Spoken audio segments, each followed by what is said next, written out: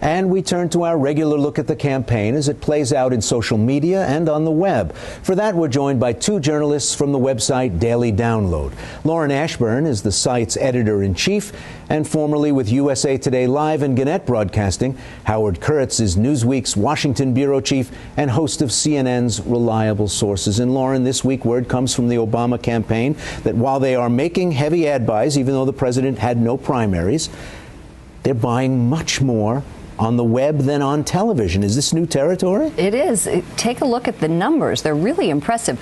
For March, just for March, the Obama campaign spent $6.7 million online. Their last TV ad buy was $1.4 million, and their last print ad buy, big ad buy, was $700,000. Is this a creature of it being early in the season, or is this pointing us toward a new way of talking to voters? Well, it is early. By the time we get to November, both campaigns will have spent hundreds of millions of dollars on the traditional broadcast and cable television. But what's so much more efficient, Ray, about online advertising is you can target people. You don't have to buy the whole state of Missouri, the whole state of Florida. You can target certain types of people who read certain magazines, who have certain political views, and that's very efficient for political operatives. And they're using it. They're using it for text messaging. They're targeting Google ad searches. They're using it for the ads that you see in front of videos, for Facebook ads. So it's not as if they're just putting one ad in one place. They're putting it everywhere. Now, Twitter is getting a lot of action this campaign season. It was around in 2008, but didn't have the number of users. It wasn't the fully fleshed out service as it is today. What are the campaigns doing differently this time? Well, Twitter in this campaign has become a forum for political sniping, but now also a forum for arguing about policy disputes and, of course, making them a way of political sniping. So what the campaigns do is they use what's called hashtags, which is a pound sign and a catchy word or phrase that they hope will catch on, and that you can search online and you can see their attacks or their defenses on these policy disputes, as in the Obama campaign recently did this. Yep, here's an example. Barack Obama's campaign put together a hashtag, which you can see right here, "Don't Double My Rate." He went to do a speech, and in the speech to students at UNC, he said, "I'm putting out a hashtag on Twitter. It says, 'Don't double my rate.' Spread the word." And so it was his way of getting engagement among a younger audience. This is, of course, a reference to the student loan rate, which will double if Congress doesn't act. The Obama administration pushing for legislation to keep the lower rate, which, of course, is popular among younger people and maybe some of their parents. So this spread as a Twitter hashtag or slogan. The Romney campaign doing this as well. For example, after Obama, President appeared on Jimmy Fallon's late night show and, of course, the White House Correspondents' Theater, telling a lot of jokes. The Romney folks put out the hashtag "not funny," as in, while Barack Obama cracks jokes, the youth unemployment rate is double the national rate. Not funny. Now, Lauren, Twitter, as I understand it, and this world of hashtags, kind of a free-for-all. You can't lock one down and make it your own.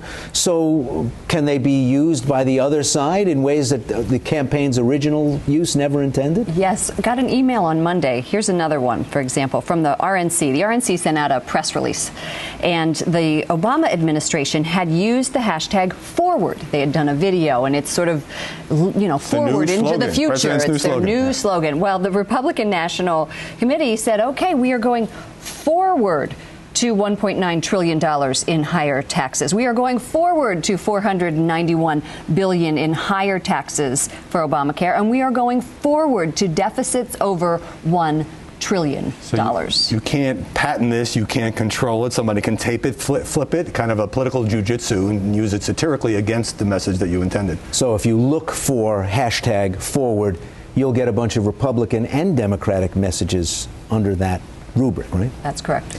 Now, are any of these working? In the drive to make them sticky, the kinds of things that stay with people, are there any of these hashtag slogans that have caught on, that are doing well? Well, take a look at another one that we have for you. Senator Barbara Boxer created this hashtag called War on Women, and this is one that did take off.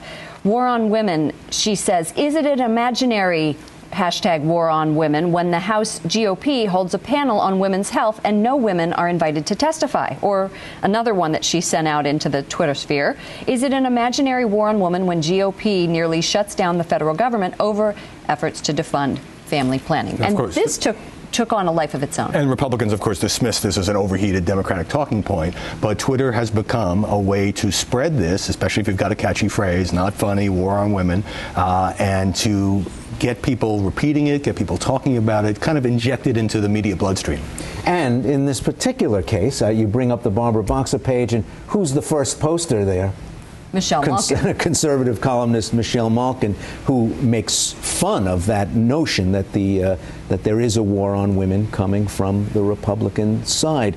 Any way to count traffic on Twitter? Do we know whether this is becoming a venue for campaign arguments in a much more fleshed out way than it has in the past? There are 24 million active users on Twitter right now, and you can instantly see, usually within a news cycle or even the blink of an eye, whether or not one of these takes off, because they become a trending topic. These are the hashtags or subject lines that most people are using or arguing about, and that is a way also to, it starts on Twitter, and the whole idea, if you're a political operative on either side, is that this spreads out, that it gets picked up on talk radio, that it gets picked up on cable television arguments. That people like us talk about it. People like us talk about it as a way of trying to shape the debate in your favor and stick it to your opponent. Howard Kurtz, Lauren Ashburn, good to talk to you both. Same here.